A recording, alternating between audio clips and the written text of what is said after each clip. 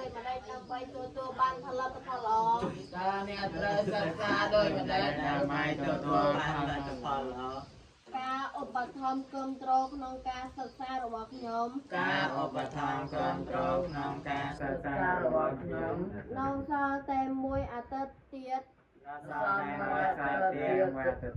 ដល់ថ្ងៃប្រឡង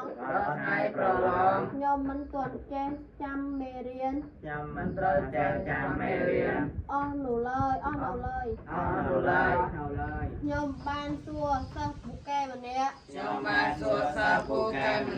នាងក៏ជួយណែនាំ